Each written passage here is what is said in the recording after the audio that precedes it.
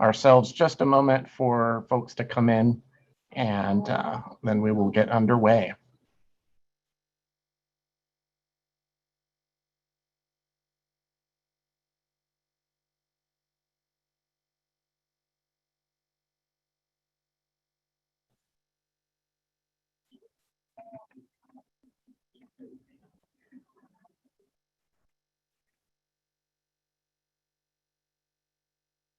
Oh yeah, that's right. We can get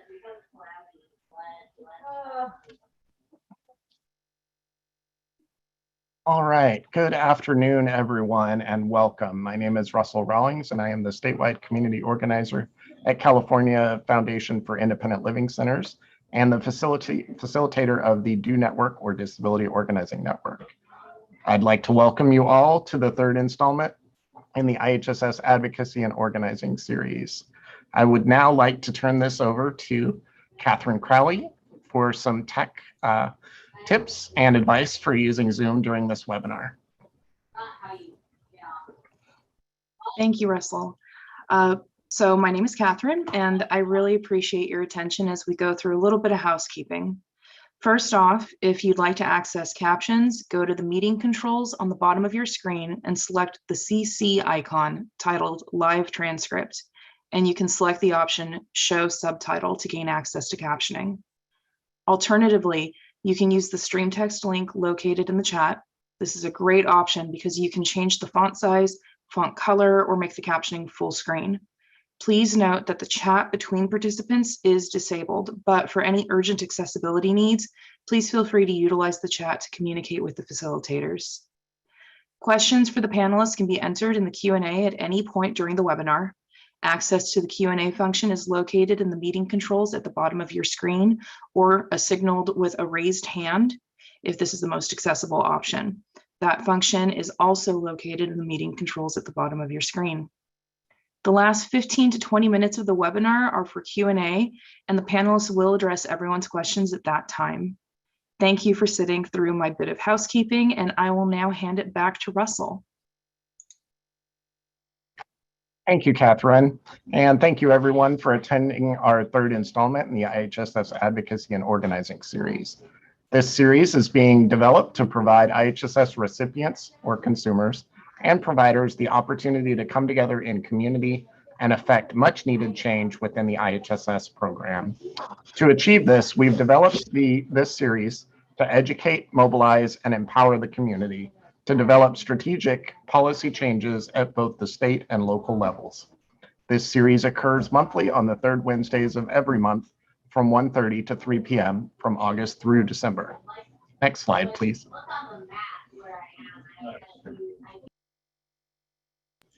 Here's a quick overview of the series so far. In August, we began the series with part one. How did we get here? In September, we launched a grassroots collaboratively developed survey for the IHSS community for both recipients and providers of the IHSS program. This month, we will be focusing on the nuts and bolts of the IHSS program itself, the policy and budget that drives the statewide program. Next month, we will focus on the results from our survey and an ongoing analysis of our issues. And finally, in December, we will conclude with a session on mobilizing our community, building sustainable teams of advocacy to push for positive IHSS change. I'd now like to turn it over to Dan Okenfuss, CFILC's Public Policy Manager, who will be our moderator for today's conversation. Dan has had years of experience as a legislative staffer for a number of California's assembly members, including serving for current Assembly Member Tim Grayson. I'm not sure I'm hearing you. Prior to arriving in California, Dan also worked in Washington, D.C. for U.S. Congressman David Mann. Thank you for leading our discussion today, Dan. Next slide.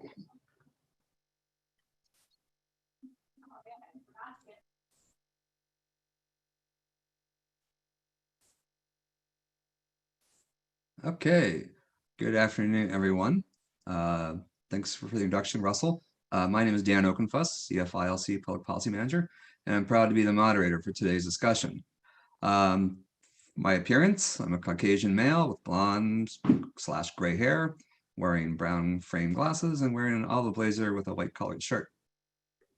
Just a bit of introduction. I joined CFILC this January, and my roles represent the state policy interests of CFILC and its 24-member independent living centers across California. I spent a lot of my time monitoring the state budget process, attending budget committees and subcommittee hearings, tracking budget bills, delivering testimony, and also participating in several coalitions of advocates to amplify our efforts.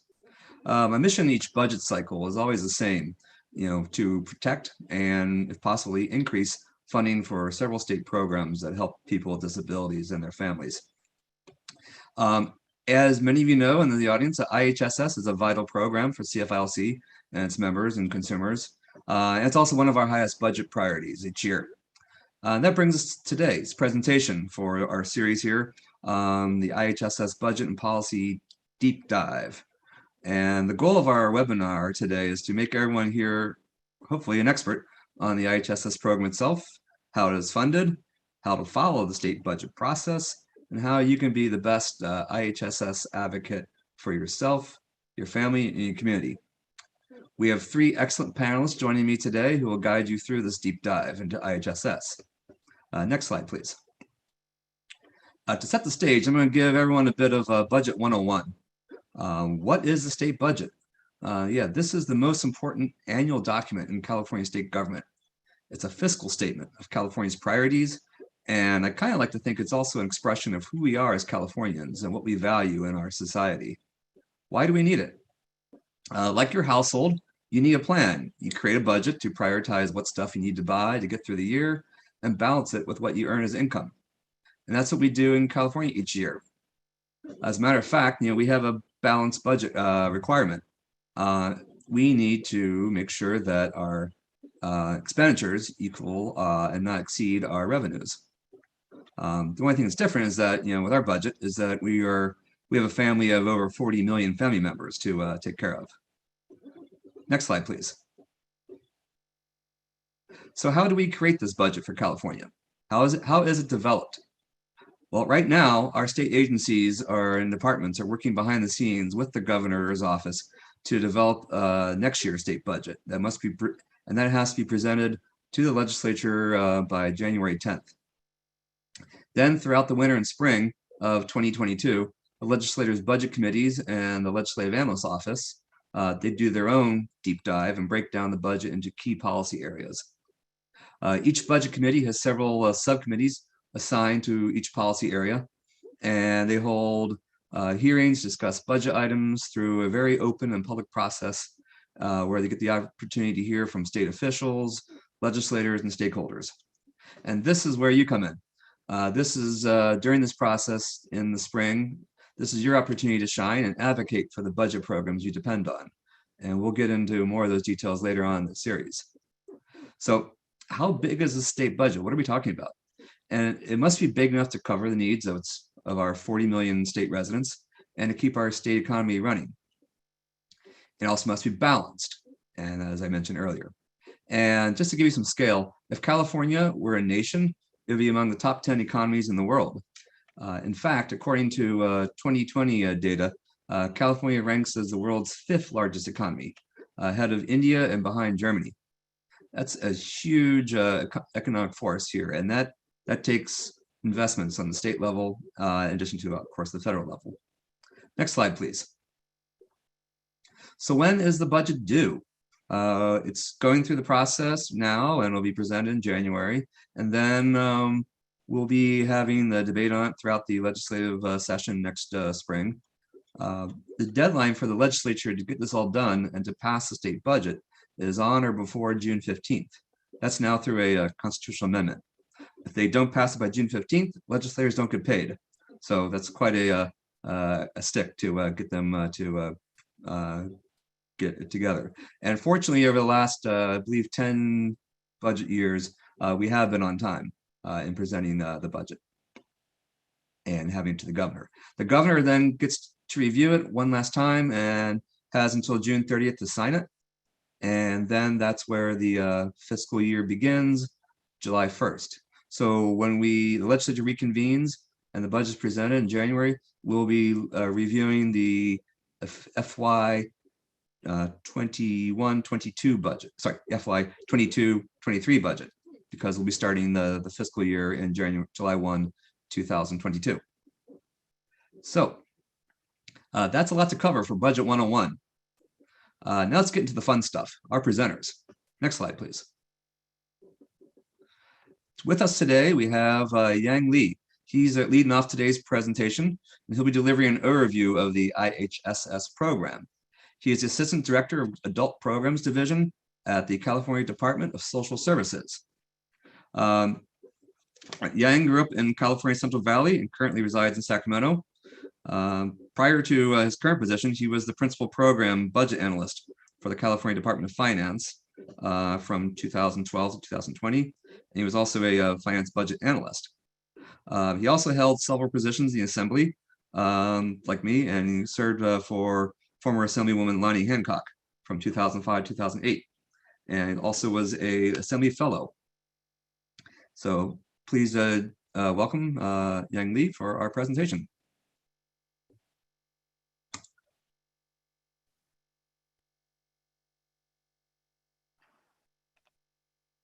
Let me turn on my camera, it'll be easier that way.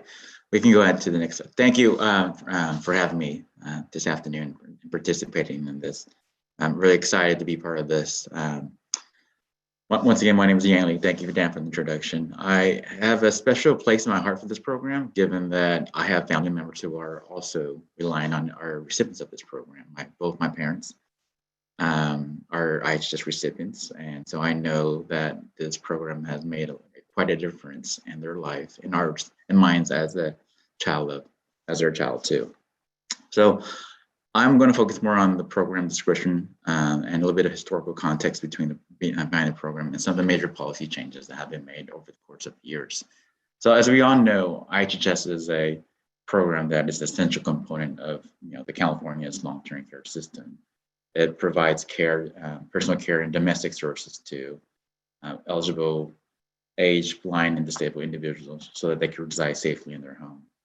And the purpose of this program is to allow folks to continue to live safely in their home rather than in a costly, less desirable out-of-home placement facility.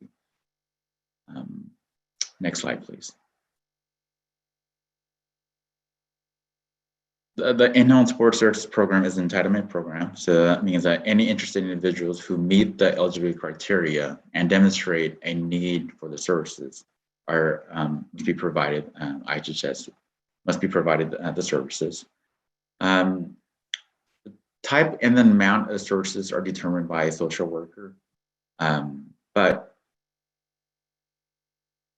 because they perform the assessments on the individual, and as most of you probably know, if you're a recipient, you've gone through that experiences. So while the state does determine the regulation, it is the individual consumer who drives the program. And IHSS services are largely delivered by providers of the consumer's choice for the most part. Next slide, please. So a little about the historical context of this program throughout the decade. I mean, a lot of things have happened to the program, but these are some of the bigger things that have happened to the program. So in the 1950s, of course, California established the attendant care program to enable elderly and disabled consumers to remain safely in their home. And then in the 1970s, they added a component to it, which is a homemaker chore program. To provide personal care services.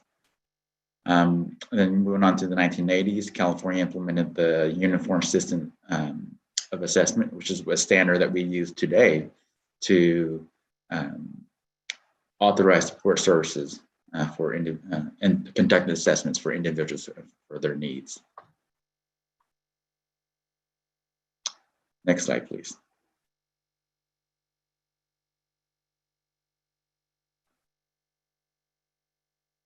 So in the 1990s, my understanding is that due to budget deficits, the state started looking at other options in order to also help fund this program. And they were interested in attaining federal support. So we were able to create the personal care services program at that point in time to, as part of the IHSS program, to help support the program. We were, and the funding that we got was 50% for the federal, from Medicaid funding, which is Medi-Cal for the state, to help support the program, ensuring that there won't be any drastic cuts once we were able to receive federal dollars that help also sustain the program in that context.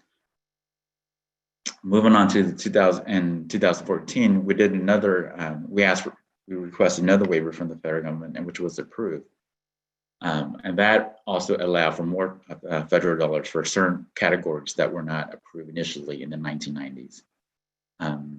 That includes a few things such as services delivered to consumers who were requiring domestic services, cases that were receiving payment in advance of services delivery. So those are some of the two components that were approved during that initial waiver. That waiver later then transitioned to the in-home IHSS Plus option program, which is what we are currently operating today. And then lastly, during the Obamacare, we were able to secure more enhanced federal funding. This is through the Community First Choice option, which allowed the state to receive an additional 6% for recipients who met nursing facility level of care. So that was a great bonus for the state too. And a lot, because with the fact that we were able to receive federal dollars, it really helped sustain the program instead of relying solely on general fund and county funds. Next slide, please.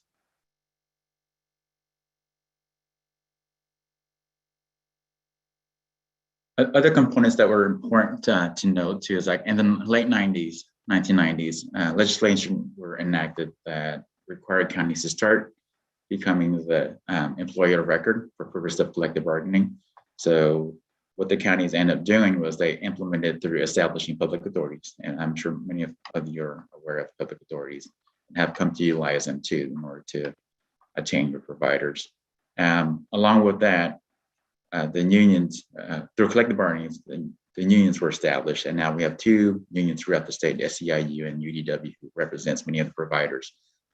They bargain for the wages and the benefits to make sure that the providers are receiving pay.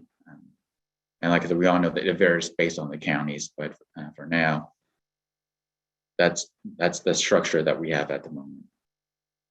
So for those counties that have not established a public authority, they were required to establish an advisory committee. And so the committee in itself, membership includes IHSS providers, and I'm sure that some of you might be part of that committee.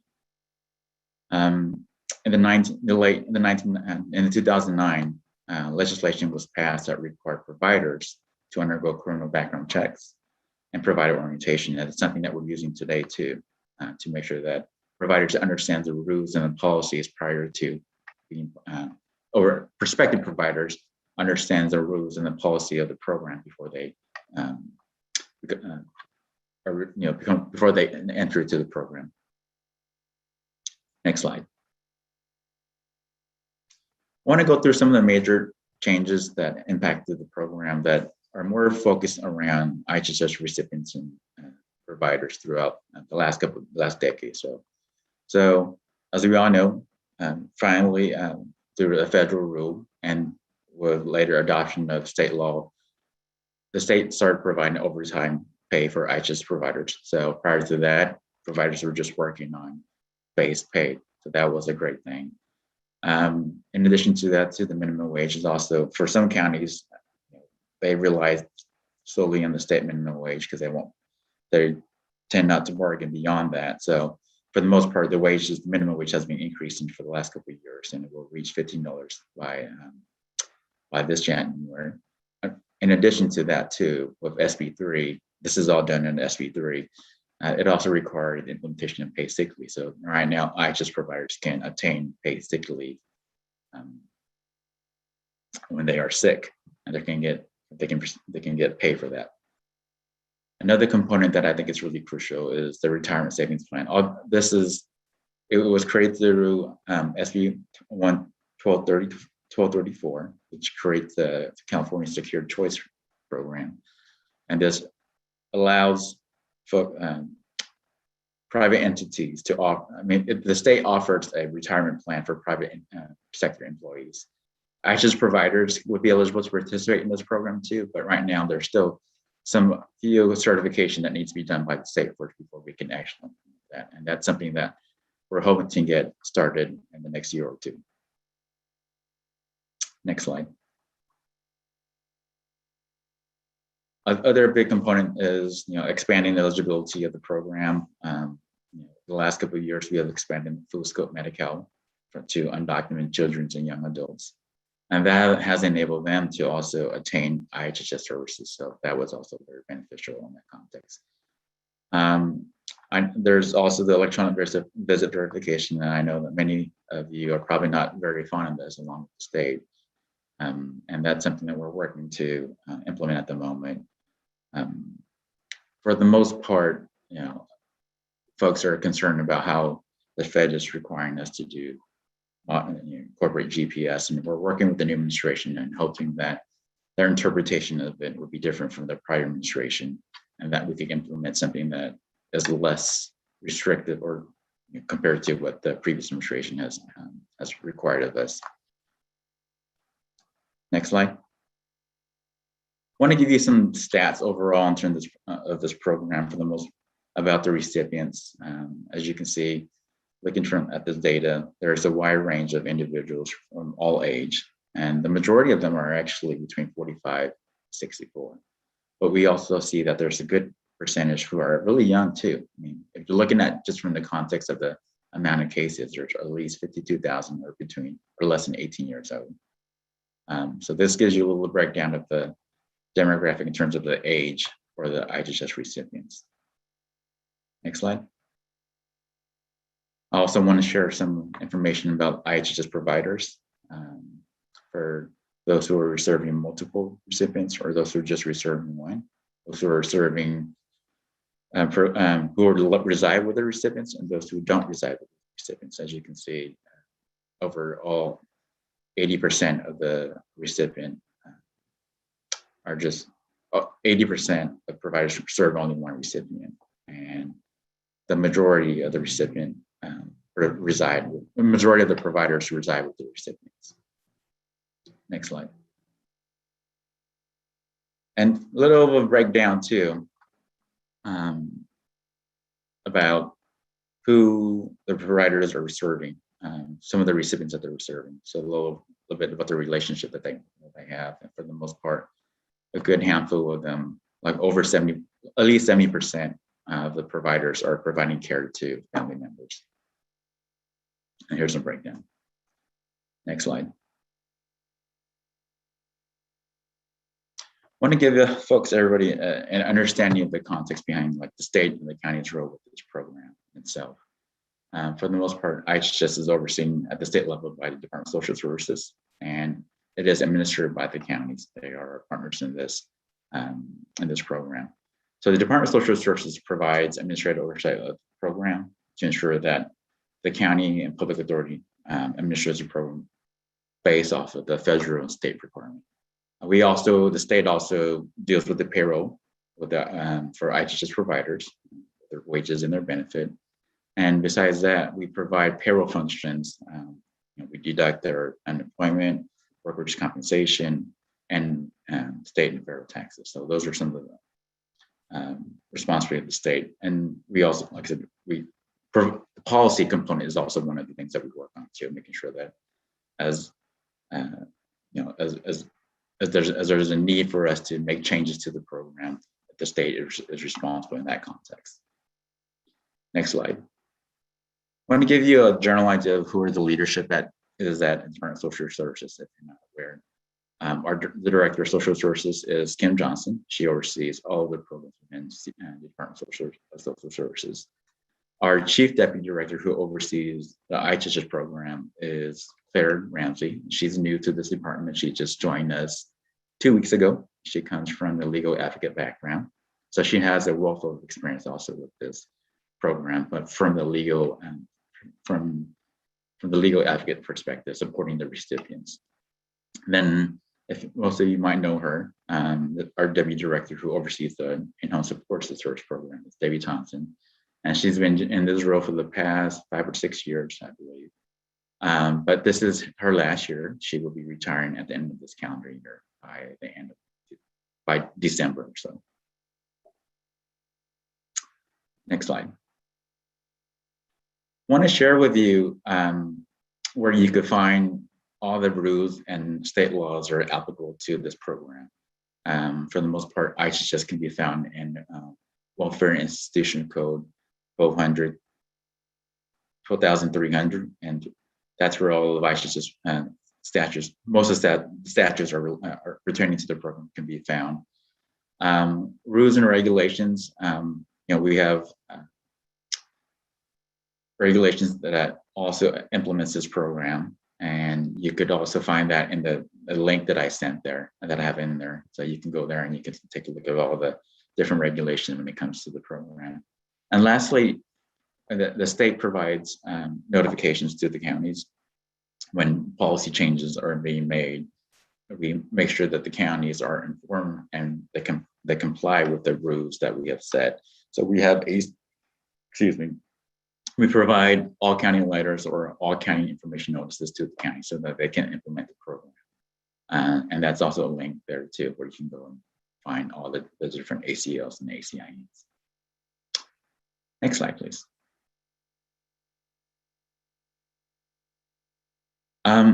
Lastly, I want to touch a little bit about the county's role in this program. So the counties conduct assessment, and like I said, if you're a provider or a recipient, you've gone through that experience. They've come to your house and they conduct assessments to make sure that you have the need, and they will give you the amount of hours based off of your needs. You also have the public authorities, and I think for the most part, if you're providers or a recipient, you have engaged with the public authorities in some form or fashion. They assist recipients in finding IHSS providers. They also deal with the collective bargaining with IHSS provider labor unions, and they conduct orientations for prospective providers too. So those are some of the key things that the counties perform on behalf of the state when it comes to this program. And I believe that's the last of my piece for this presentation.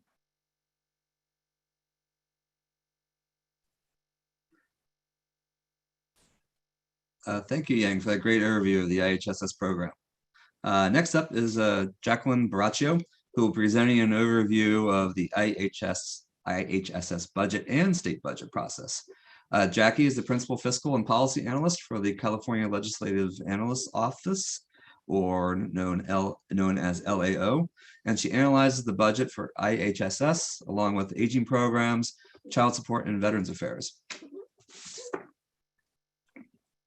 Just a little background on the LAO, it's the Office of Fiscal and Policy Advisors to the legislature, and she provides fiscal and programmatic expertise and nonpartisan analysis of the state budget to legislative staff and members.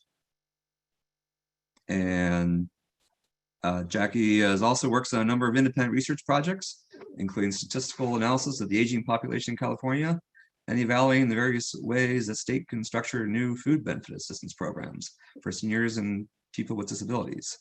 Please welcome. Thanks, Dan. Hi, everyone. Next slide, please. I was asked to provide an overview of the in-home supportive services program funding levels, also highlight some key budget actions in the recent 2021-22 budget that just completed this year. In addition, in the presentation, I'll provide an overview of the state budget process and just highlight key budget documents that you all can follow just to keep up to date on what's included in any annual budget moving forward. Next slide.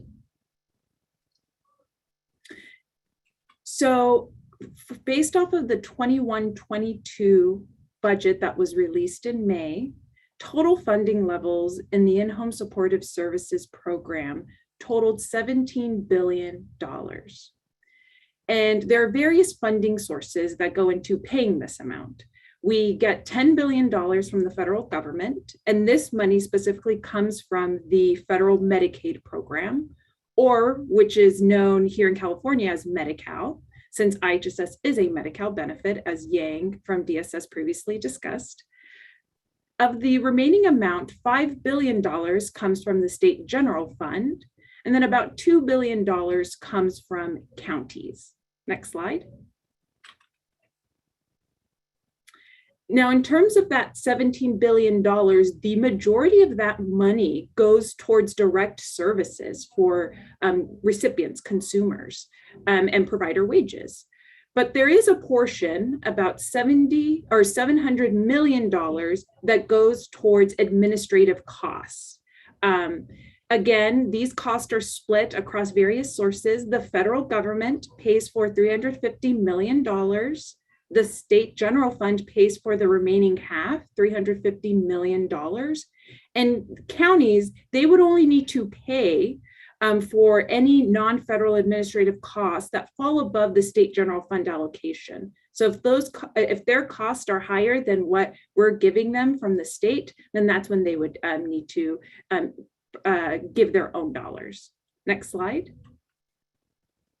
Now, in terms of how that $700 million administrative funding breaks out across the various entities that are involved in administrative activities in IHSS, about 52 million of those total funds go to public authorities. 623 million of the total funds go to county to support basic administrative activities.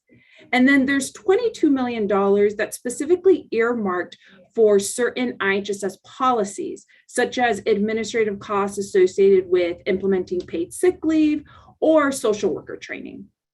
Next slide. Now, in terms of how do counties and public authorities draw down these administrative dollars, basically what they do is they submit quarterly reimbursement requests to the Department of Social Services, which is the state entity that oversees the operations and various activities of IHSS. And once those funding requests are approved by Department of Social Services or DSS, then the reimbursements are sent to counties and public authorities. Next slide. Now, moving on to highlighting key budget actions that were included in the most recent 2021-22 budget. First of all, there is a permanent restoration of IHSS service hours. As you all may know, in 2016-17, there was a settlement reached that would have implemented a 7% reduction in service hours. However, the state has been backfilling that reduction, meaning we've been restoring not allowing that reduction to go into effect for many years now. But in this budget, we not only permanently restored IHSS service hours, but we also eliminated the IHSS service hour reduction that was in law, in statute. So it's no longer in our current law books. Another thing that I wanted to highlight is that as Yang highlighted, we have been expanding Medi-Cal, including IHSS, to certain undocumented groups based off of ages. So in this most recent budget, we expanded full scope Medi-Cal, which includes IHSS, to undocumented older adults and older adults with disabilities, specifically those individuals that are aged 50 and over. And lastly, as was mentioned, the prior federal administration did change or did provide updated guidance on what it meant to be in compliance with their electronic visit verification. So as a result, the state had to revise its EVV guiding principles based off of that recent federal guidance. However, as was mentioned by DSS, as of now, they are working with the most recent federal administration to map out next steps and to see what level of flexibility or options there are when it comes to ensuring that EVV in the state of California is the least intrusive mechanism for providers and consumers. Next slide. Here's just a link to a budget document from the Department of Finance, which they release every year, that summarizes actions taken within the Department of Social Services. So included in here, you could find more information on other final IHSS budget actions. Next slide. Something else I would also highlight that happened in this budget, which you all may have been hearing about, is HCBS spending plan.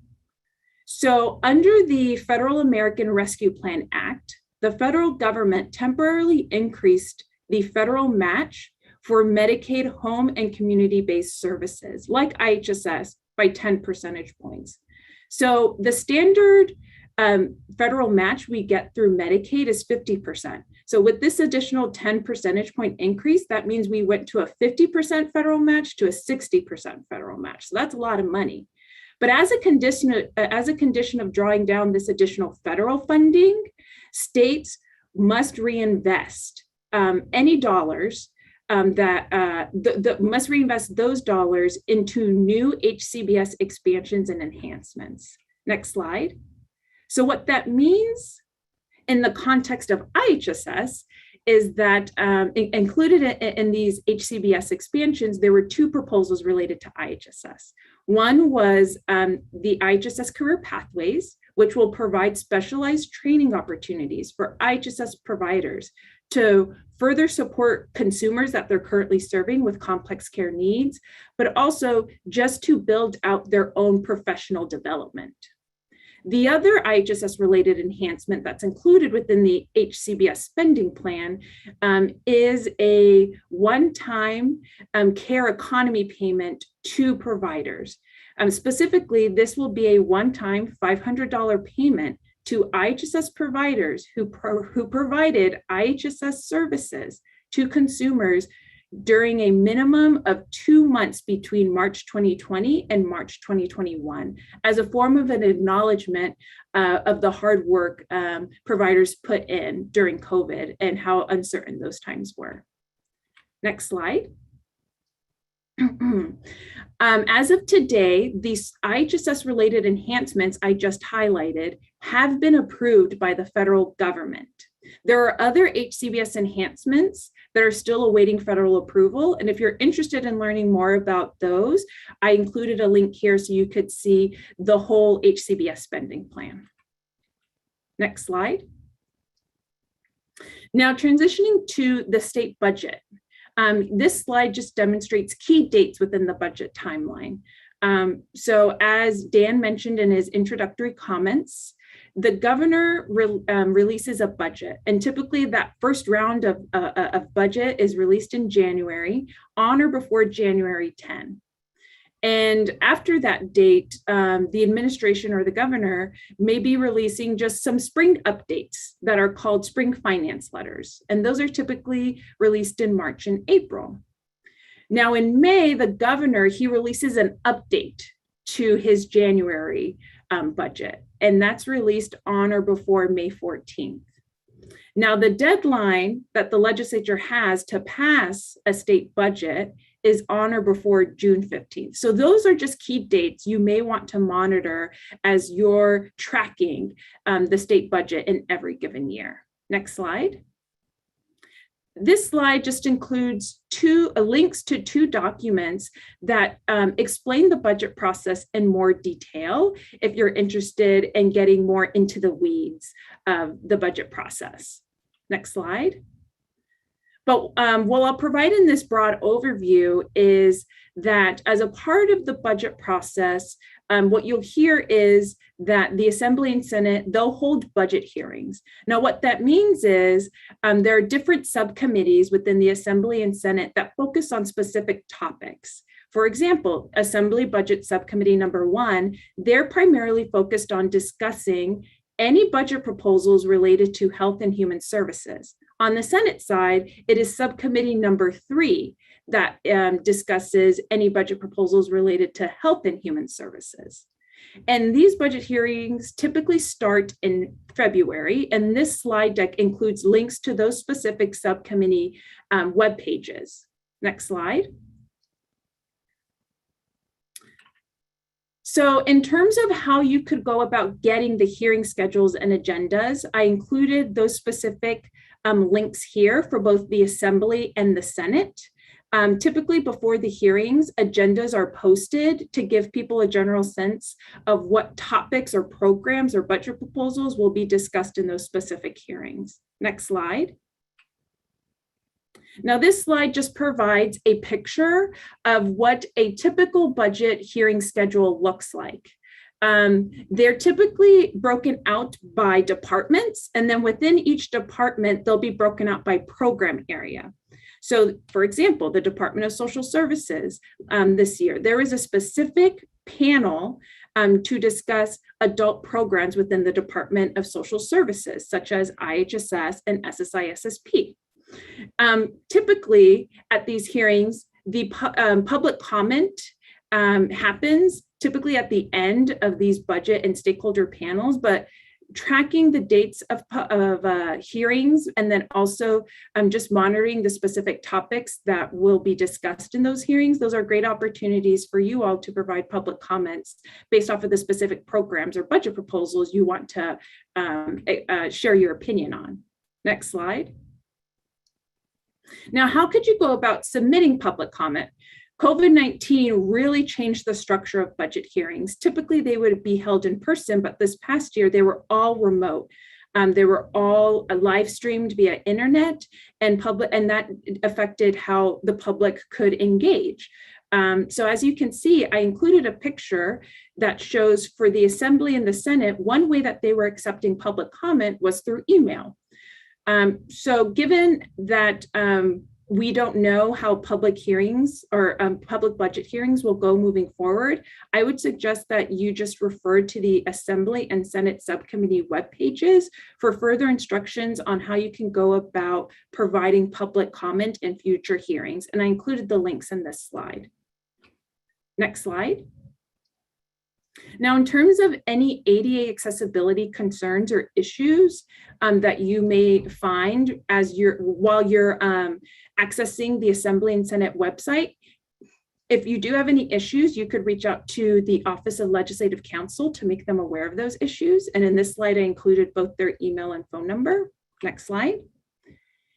And in terms of any issues relating to the accessibility of facilities or effective communication, for example, if you did want to attend a hearing in person and you had questions about, well, how can I do that? How can I access that? You could reach out to the Assembly Committee on Rules and the Senate Rules Committee. And I included both their emails and their phone numbers in this slide. Next slide. Now, in terms of where you could find IHSS budget details, I would definitely direct you to the Department of Social Services budget documents, which can be accessed online. In this slide, I include the link. So once you click the link, next slide. When you click the link, you'll see something that looks like this picture, an image that will just say local assistance estimates with multiple links on it.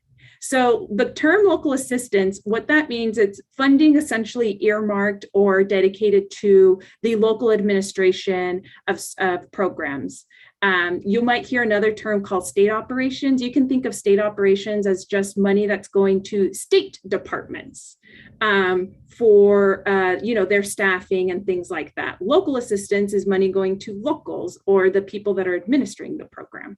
So when you click on that DSS link, what you'll see are links that talk about local assistance appropriations table. What that means is it's the table that reflects final budget actions and the funding levels by program. You'll see the May revision budget. And again, the May revision is that updated budget document that the governor releases in May. You'll see something called the executive summary of the governor's budget, and that's a summary of the January budget estimate. You'll also see a link that's called local assistance estimates for the governor's budget. And that typically refers to the budget document of the budget that was released in January. Next slide. So if you were to click one of those links, what you'll typically see is then a list of other links because the DSS budget, since they operate so many programs, it is a very thick document if you were to print it out. It's hundreds and hundreds of pages. So what I would suggest that you do is that when you click on any of those links, look for a link that's called Executive Summary.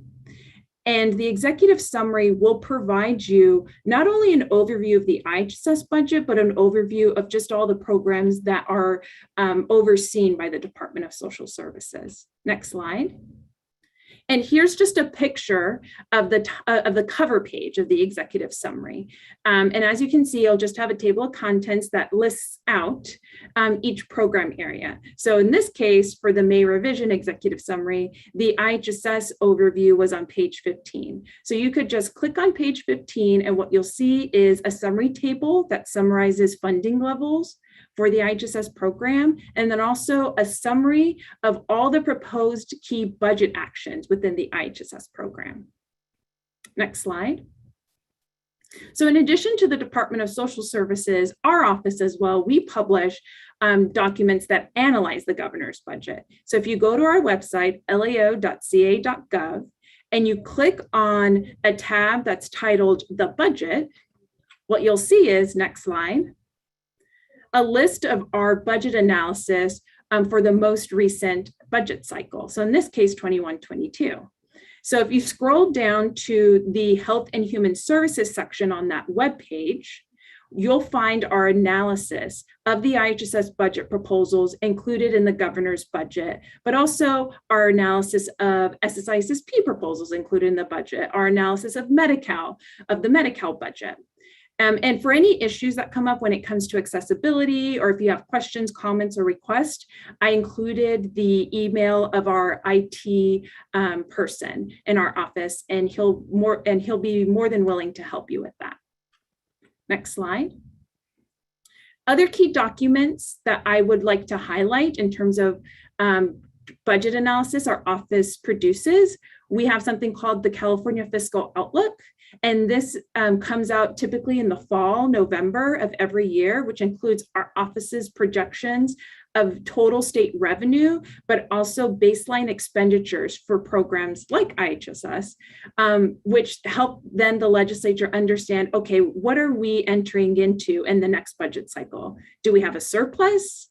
Are we in the negative? Are we in the red? What's the fiscal situation looking like?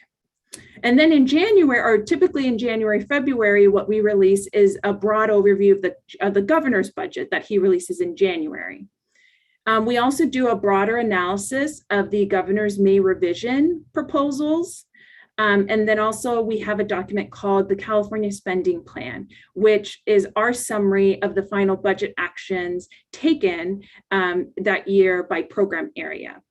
So we typically do like an aging related or an IHSS specific spending plan post. So you can definitely go on our page and check that out. Next slide. So with that, my presentation has ended. This slide includes my contact information, both my email and office phone number, to the extent you have any questions. Thank you.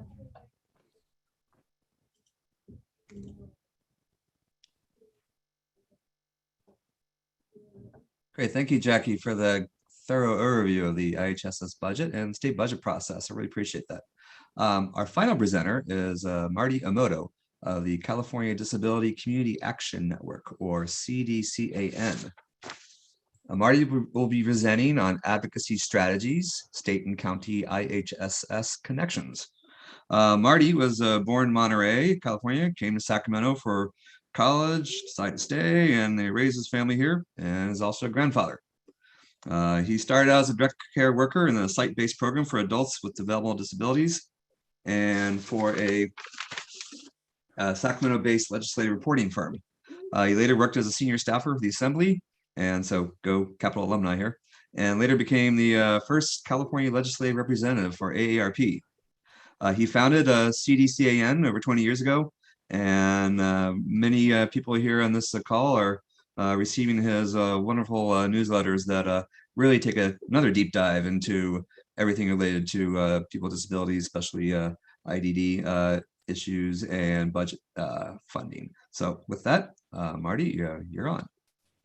Thank you, Dan, and thank you, Russell, and to everyone with CFILC and everyone who is participating in this Zoom meeting, this training. First of all, my name is Marty Emoto. Well, it's not first of all, but my name is Marty Emoto. I just realized that I'm wearing the same jacket and shirt in that picture, which was taken like 10 years ago. And so I need to change my wardrobe. But the reason I like that picture was taken at the Capital Action Day, Disability Action Day. And I was asked to introduce and also help Lois Curtis speak, because the way she speaks is she's prompted. Lois Curtis is one of the two women who filed the federal lawsuit known as the Olmstead decision that came up, that resulted in the Olmstead decision by the U.S. Supreme Court. And that was really a major moment, at least for me, to be able to be there with her and to introduce her and also to help her in her remarks to Disability Capital Action Day, which is sponsored by CFILC.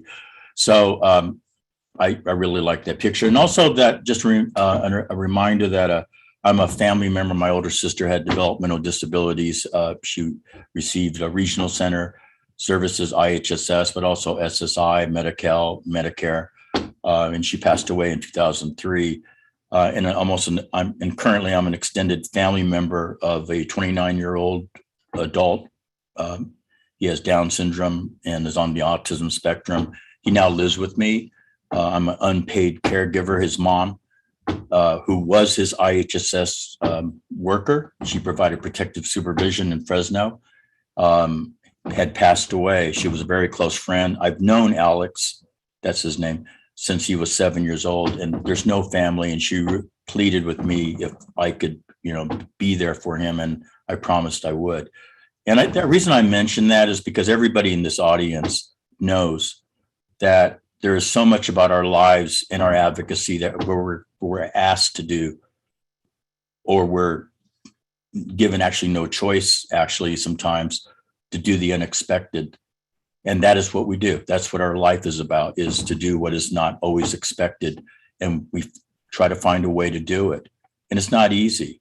And so when I speak today, and as I spoke and have done my advocacy over the last 25 years as a statewide advocate, I've been an advocate for well over 50 years in disability rights. I speak from personal experience, personal pain of loss, but also of a lot of personal experiences that interacted with hope with people. So I just also want to underscore the whole purpose of and I want to applaud CFILC for doing these series of IHSS meetings. I think they're really important. I love the sequencing of it and the fact that it will end up mobilizing people in the communities, because that is where our organizing and our advocacy, it must be there. It must be person-centered. But I did want to say that I really appreciate very much that when we talk about IHSS or anything, we need to always remember we're talking about people, a mother or a father or grandparent, a son or daughter or a friend. And that's true of the people who needs IHSS or receives it, but it's also true of the person receiving it. And we always have to remember it's about an individual, it's about a human life. And toward that end, I know, oh, sorry about that. I'm going to start off my brief presentation is talking about the California Health and Human Services Guiding Principles, which a lot of people don't know about. California Health and Human Services Agency oversees all the health and human services departments, including California Department of Social Services. And the principles are meant for all those departments to use when they implement their programs or services. And it's a major change in how the state is looking at things. It's looking at the whole person across system lines. It's looking at the individual that is in terms of their services and needs that are person-centered or child-centered. And they're looking at outcomes that are tied to that individual. Because currently most of the systems in the state of California, across the nation for that matter, are basically compliance-based. is trying to meet a federal law or regulation or state law regulation. And if we talk about outcomes, it's always about utilization, meaning how much money was spent for that program. It's rarely ever about, in fact, it's almost never talked about in terms of how a program was successful in meeting the needs of an individual. And it's not a community, an individual. And so I really urge all of you, as you move forward in your advocacy in the next couple of meetings here, to look at the Health and Human Services guiding principles. We got to really hold their feet to the fire, but we got to hold our feet to the fire too, that together we are actually implementing and using these guiding principles. They're pretty groundbreaking. And if you read them, you will understand what I'm talking about. These are principles that we have fought for the state to do. And now it's one of their principles, or it's their guiding principles. Now, in terms of issues that you should focus on, or that IHSS, beyond just the program itself, there are significant other issues that advocates, the people who receive IHSS, as well as their families, as well as the people who are providers, that are just as important as the program itself. And it's going to take a lot of time and resource, and so to try to monitor all these different issues. And so I think the fact that CFILC is trying to help all of you mobilize at the local level so that you can, as individuals, share the responsibilities of monitoring all these important issues, because one person can't do it alone. But for instance, the other issues that we need to focus in on, and by the way, all these issues cross system lines, they cross the different governments, meaning local, county, state, and federal. And this includes the issue of housing at all levels. There's federal money coming on housing, there's state money, and there's local money. Now, why is housing so critical? Well, as we know, during the pandemic, many people, thousands, tens of thousands of Californians faced eviction because they lost their jobs or they couldn't get to their jobs. And that was not only the recipients of IHSS, it's also the people who were providing IHSS. So the issue of housing is so critical, because another factor is you can't have IHSS unless you live in a house. So that's really critical. It's fundamental. The others linked to that are food security, transportation, healthcare, SSI, SSP, and then other issues such as employment and education. And all these cross systems lines, and we need to be there. There's a line from a TV show, The West Wing, that goes, and the character President Bartlett is telling the audience, decisions are made by those who show up. And that's really important to remember, because decisions are made by those who show up, who provide their voice, who give themselves their and are visible when policy is being talked about, and also when policy is being decided. Policy is also decided when we don't show up, and that makes a difference. And I know that in future webinars, you'll be talking more about how to mobilize. And that is something that I have done in my career as an advocate and as a family member, organized massive rallies that involves thousands of people, marches, getting people to attend hearings, sending information out, holding stakeholder meetings over the past 20 years. And that is something I'm sure you'll be talking about in the next couple webinars. But timing and targets matter. Timing of when to apply that advocacy, and who do you target? Meaning, is it a local legislator, meaning your state assembly person or state senator, member of Congress, a county board of supervisor, and all those are potentially good targets of our advocacy that normally don't get the phone calls or visits in the district offices, but they probably should. And the reason why I'll explain is because accessing them, talking to them, developing a relationship will help as we talk about policies and budget issues that cross not only the systems, but cross different levels of government, and they can be helpful. In terms of our advocacy, that crosses system lines, that crosses state, federal, and local, is commenting on proposed regulations at the state level, federal level, or even at the local level. Attending stakeholder meetings in the best way that we can. Maybe all of us can't, but maybe someone within our group can represent us and get the information back to us. There's stakeholder meetings at the federal level, stakeholder meetings at the state level. So many of you have participated in those. And also there's stakeholder meetings at the local level. And then also meeting with your local legislators on an ongoing basis to develop a relationship and to raise concerns, and also to help them with their pieces of legislation or issues that they're working on. I want to just close with just talking about advocacy in IHSS, again, is at the county and state and federal levels. It's not just at the state level during budget hearings. IHSS and many of these other programs that I talked about were issues regarding healthcare, housing, and employment, SSI. They work on the different levels of government that we have to be involved in. For instance, there's policy issues that the Board of Supervisors talk about regarding IHSS. As some of them do the collective bargaining with IHSS workers, but sometimes on the budget issues that the County Board of Supervisors eventually consider and approve, deal with Health and Human Services. That includes IHSS, and we need to be there. It also includes policies or issues that deals with local housing initiatives or help mental wellness or mental health issues. So we need to be there for that.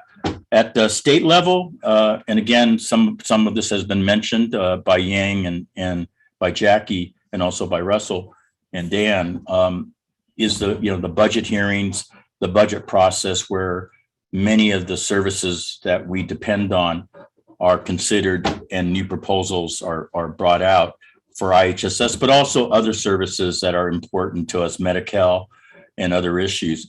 And at the state level, it not only includes the budget process that we need to be there, we need to be there when there are policy bills moving forward through the legislature. For instance, Yang was talking about the sick leave benefit for IHSS workers. That was a policy bill, SB 3. And before that, there was the minimum wage bill back in 2013. I think it was 2013, AB 10, that established a process to raise the state minimum wage. Well, that's not directly about IHSS, but in fact, it impacted IHSS in a very profound way. And so we need to be involved not only in the budget process, but on those bills, policy bills in the state legislative process that are actually would make a difference. We also need to be involved on state regulations, proposed regulations, where they have a direct impact on our community, the people in our community. We need to be aware and monitor executive orders by the governor. That is much more common over the past 2 years because of the pandemic, where Governor Newsom issued many executive orders dealing with housing, dealing with IHSS, dealing with developmental services, and a whole other range of issues. We need to monitor those. And where an executive order or a proposed regulation might be harmful or might be good, we need to comment and actually do our advocacy on that. And there's other issues at the state level we need to be involved in. As Jackie was reviewing partially, was the Home and Community-Based Services, HCBS spending plan implementation. And most of that was approved by the federal government, but there are some items that are still pending. Many of those initiatives are really good. There are some that are kind of controversial for some people, but we need to be a part of how those initiatives that were approved, how they're implemented. That's our role as advocates.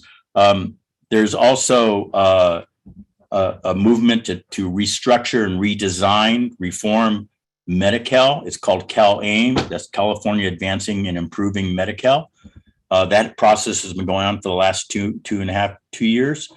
I've been attending those stakeholder meetings, and it's a massive restructuring of Medi-Cal to make it more person-centered and to offer more services. It's more complicated than that, but we need to be there. Often I attend these stakeholder meetings and I don't see people. I might see someone from CFILC, but I don't see people from the IHSS world, and I put that in parentheses, at many of these other stakeholder meetings, and we all need to be there. We all need to be there to show that what they are talking about matters to people's lives. The master plan for aging, some of us were directly involved in that. I was on the stakeholder subcommittee on research and long-term services and supports. So, and the issue of EVV, electronic visit verification, again, the state is moving on implementing it in two different phases, two different ways, for IHSS and also for services that are non-IHSS. And again, that's controversial as well. But again, we need to be a part of that stakeholder process. And then the state is moving forward aggressively on something called the California Health and Human Services Data Framework, Health and Human Services Data Framework Advisory Committee that is looking at creating a framework for all the state agencies and actually the managed care programs under Medi-Cal to follow in terms of collecting healthcare information so it crosses systems lines and it's more person-centered. And we should be a part of that. And again, there's meetings occurring every month on what information to collect and how to create this framework that hopefully will link individuals much more to in a person-centered way.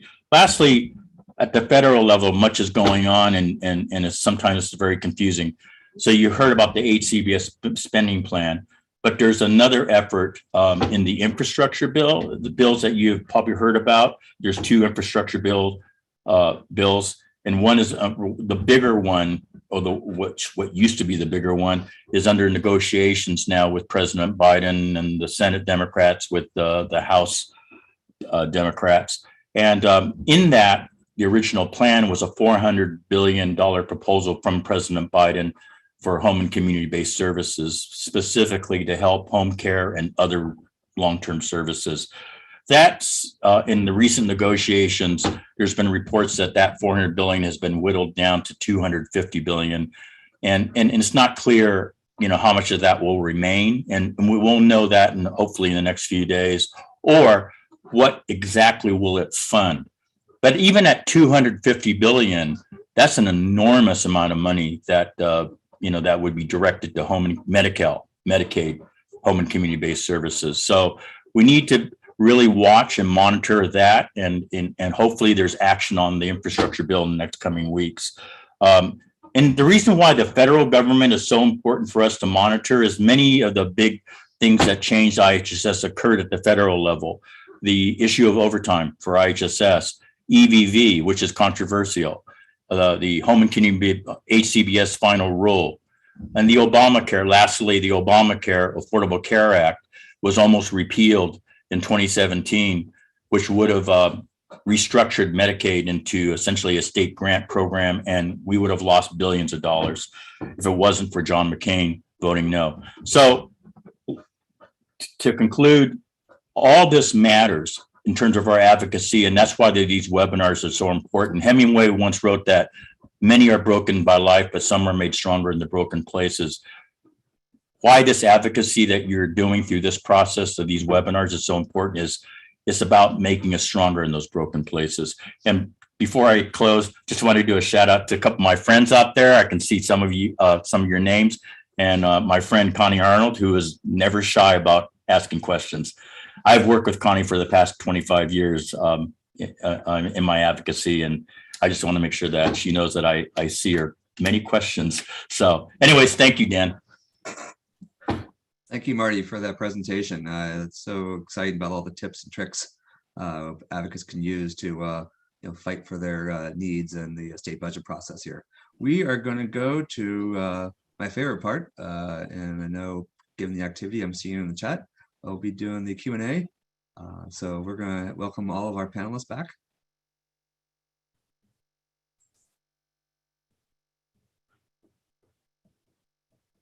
Welcome back, everyone. This is Russell Rawlings again, and we will now be going into a Q&A portion. There are quite a few questions in the chat. I am going to do my best to make my way through all of them. There have been multiple questions about the presentation, and to answer that question, yes, this presentation will be sent to all attendees. We have a little bit of post work to do to ensure that it is fully accessible for everyone. I will also send out all of the links that I have captured in the chat as well. So thank you. And I hope that having the links did help for some of you who have the ability to follow along. So thank you. And without further ado, I'd like to invite ourselves to pause the presentation and go into a panel here. I have quite a few questions. I'm going to do my best to make my way through some of the questions that I think are really impactful. We've got some good ones. So first of all, there is a question from Gail Tamler. Gail asks, you mentioned that social workers do the IHSS assessments. What are the qualifications for the social workers? Do they have a degree in social work? So to my, this is again, Department of Social Services again, to my recollection, there's nothing in statute that states that for a social worker to do the work has to attain a degree in that context. But I think many counties have their own rules when they hire IHSS, then when they hire social worker or they hire individuals to perform the assessments. And but I'm not aware of any uniform rules when it comes to that. We do provide uniform rules with the assessment component, but not in terms of the qualification of who should be hired to conduct those assessments. Thank you, Yang. I also see a question. Are the retirement savings protections for parents who saved money then end up having little insurance from medical entities attaching those funds to pay back for outstanding medical bills? And I think that's referring to the upcoming benefits. I assume that's referring to SB 1234, which is the savings plan. So that is being operated by another entity. The Department of Social Services doesn't operate that. It's the State Controller's Office who is actually operating that at the moment. And they are now focused on just administering and implementing it for workers out there who work in the private entity that doesn't have some kind of 401k available for their employees. So folks who are interested can participate in that context. For that question, I don't have a specific answer for it because Department of Social Services doesn't operate, so I don't know much of the detail. What I do know is that we are working with them on figuring out some of the components that are required in statute to ensure that there is a process and a way for us to allow IHSS providers to be enrolled in it.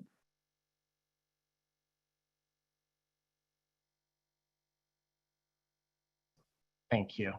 There's also a question regarding the compliance with the CDPH, California Department of Public Health order that providers be vaccinated.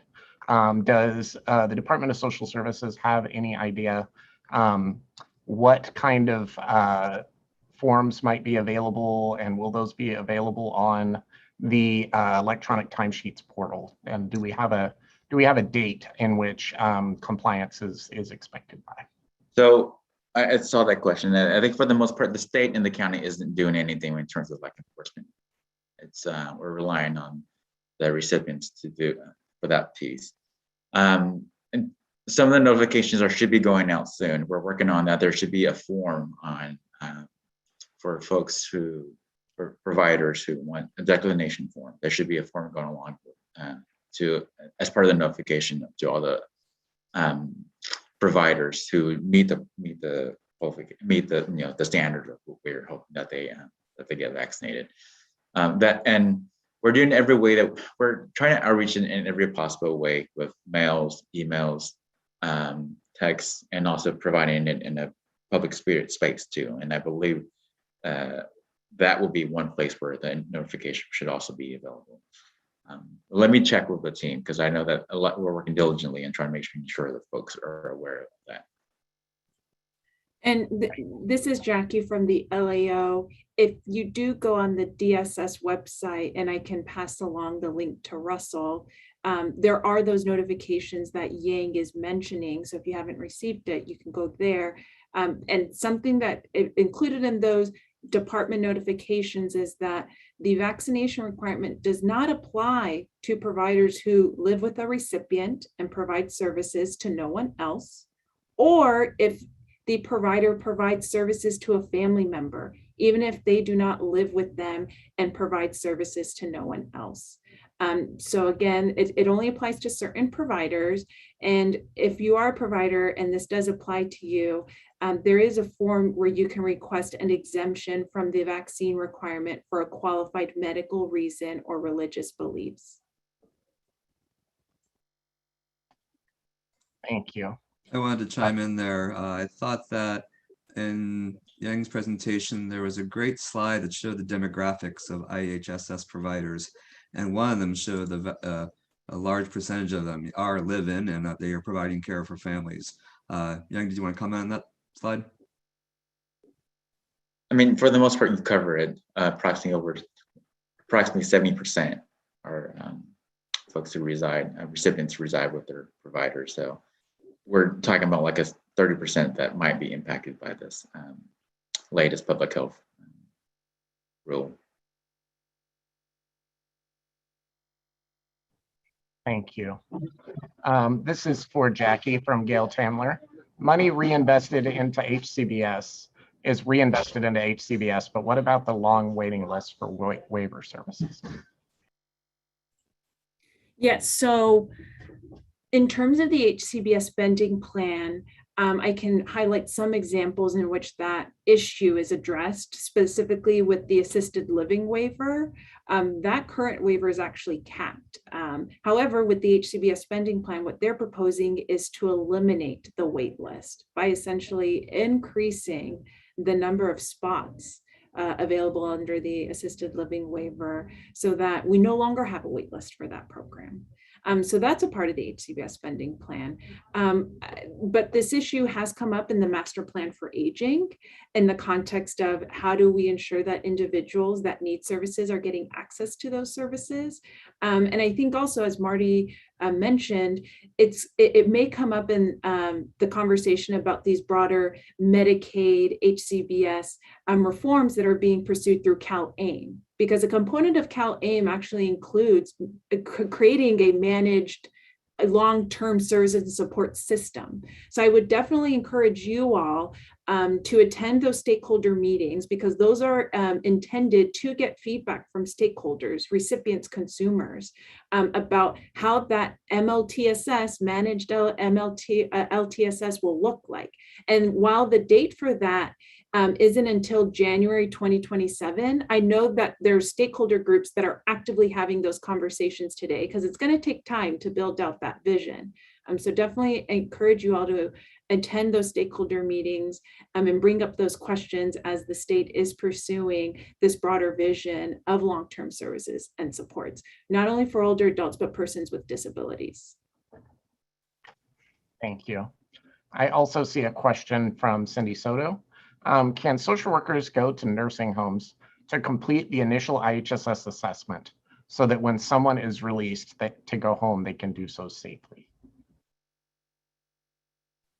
That's a good question. I would assume that you know what, I'll probably have to get back to you on that, because I would assume that as they are making their way out of an institutional care, and for the most part, some of these institutions, I mean, like whether it's a hospital or so, they should have some social worker in that place already that should be providing that assistance, and ensuring that individuals, as they are being released from a hospital or so, or nursing home, they have the proper information about, you know, done, completed before they are they're released back to the community or back home. But for the most part, I think the social worker still wants to go to the house and see what's at the house and what the kind of you know, needs are being done at the house, because it's a little bit different from actually, you know, when somebody is still being released from like say a nursing home or so, and actually comparing to what they're the needs will be in the home. That would provide a better assessment of what is the need for the individual and client.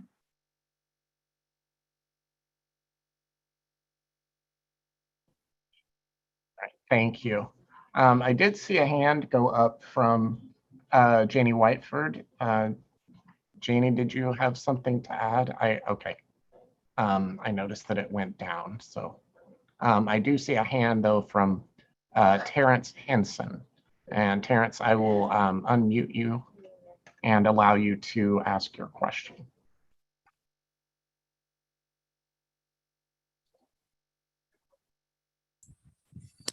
Thank you, Russell. Can you hear me? Yes. Perfect. Thank you. Going back to Cindy Soto's question about in-facility assessments, that question, I think that was sparked because there was legislation around the money follows a person in California. It's called the California Community Transition, CCT. And that was one of the big policy moves that CCT initiated was in-facility assessments. But as someone who was working as a lead organization for CCT organizations, in-facility assessments was just something that did not ever happen. We tried time and time again to work with IHSS to provide these in-facility assessments. And to be honest with you, it was because, the top-down message wasn't coming down to the social workers. We would be at the table with decision makers at IHSS, and they say, "Oh yeah, we can send social workers over to the facility to get an in-facility assessment." But then when you put that into practice, it never happened. And not only did it not happen, but the social workers were completely baffled, like they've never heard of this before, and like this is not something that can be done. Yang, thank you for being kind of transparent there and saying that the real assessment is going to come from the home, because I do understand that IHSS, you do need to see what the home looks like and how the consumer is going to move about the home and what their ADLs are going to look like in the home. But it just wasn't a discussion or a talking point or a process that was ever hashed out properly. And if that is something that we could bring to the table, I think those in-facility assessments to at least get that transition started is a big deal for moving people out of nursing homes back into the community and implementing Olmstead. So yeah, thank you. Can I respond before? I don't know if others will respond to Terrence. First of all, Terrence, this is Marty. My camera's on, so I guess you can see me. Terrence, thank you very much for your comment and your own personal experience working through this. And it speaks to the other problem or the other thing that we as advocates have to deal with. It's not just working on proposed legislation or proposed budget initiatives or bills or whatever, or proposed regulations. It's actually, the hard part really is, as advocates, we have to be active in a very effective way in how things are implemented. And often, as you discovered, what is supposed to happen in state law or federal law or even under a county ordinance often doesn't happen. And it may not happen across the board. It may only happen because of one or two individuals. And the problem is, if you try to make a change to it, you're told, the answer that you were told. And I think our advocacy in the ones that I have done over the past 25 years is that we got to connect and make things happen at the local level. You need to involve, for instance, if that was happening, your local legislators, your assembly person or your state senator to help intervene, because that's a constituent. And the more they intervene at the local level in a positive way to make that person's life better, the more they're going to understand community transitions and the problems that we're speaking about. And so I think you've raised a powerful question. So did the other questioner too. I think, was it Cindy? And I just think that I think your next two webinars will focus in and drill down on mobilizing at the community level, which again, I applaud CFILC for thinking that way. I just wanted to comment on that question as well. The bill in reference was Senate Bill 281 from our good friend Senator Dodd from Napa area. And it was put through the legislature this past session, and it builds on the accomplishments from last year of enactment of a previous bill to create a stable and permanent CCT program. This bill would make some conforming changes to federal law and lower the length of stay requirement from 90 days to 60 days and extending the sunset for CCT services through 2030. There were some budget language that was put in place to take some of the needs take some of the drive out of the bill, and then the authors then decided to create a 2-year bill, which enables any other tweaks or conforming changes to be made during the next session. And CFILC, we were supporting that bill and worked with Dodd's office on that effort. Thank you.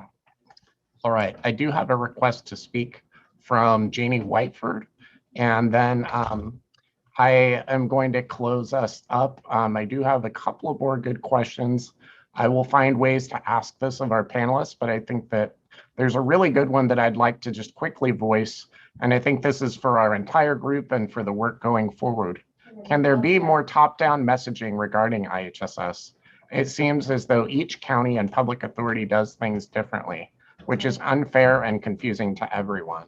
Also, is there a way to hold our local IHSS public authorities accountable to providing services? And I wanted to air that one because I'm going to now allow Janie to speak, and I have a feeling that Janie will have something to offer to that conversation. Unmute. Thank you very much, Russell. Yeah, there's a couple of items I want to talk about. Yes, as Karen Kiesler once said, you've seen one public authority, you've seen one public authority. They are so different from county to county.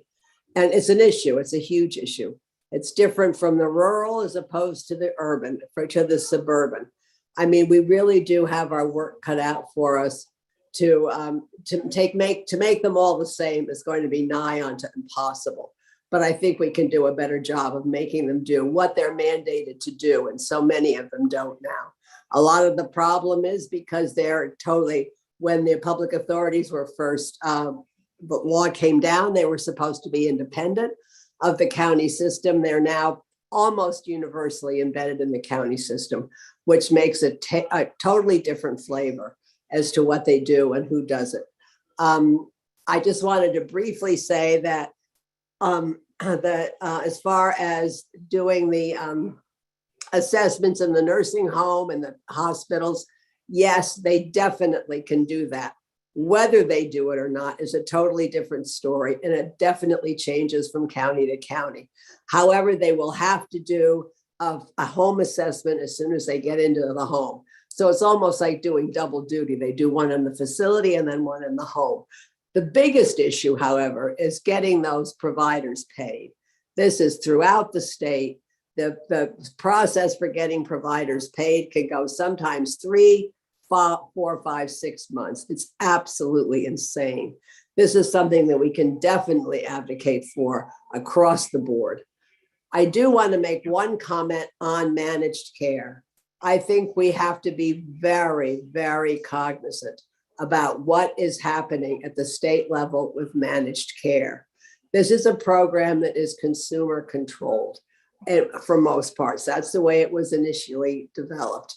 I think that we have to, with the even the master plan on aging, all of this, we have got to be at the table, and we have got to let our legislators know how important that consumer control within the programs at all levels is important as best it can be developed. I could go on and on. I'm going to stop there. Thanks for the partnering. It's nice to see all these faces that I recognize, and we will collaborate together like crazy going forward. Thank you. Thank you, Janie. And I'd just like to thank Dan and all of our panelists, our captioner for providing amazing access to us, And all of our partners, including Janie at SECA and the State Independent Living Council, we have really enjoyed putting this together for you and look forward to collaborating with all of you more in the future. I'd also like to quickly share that we have developed an IHSS Consumer and Provider Survey, and I am going to quickly put that link in the chat.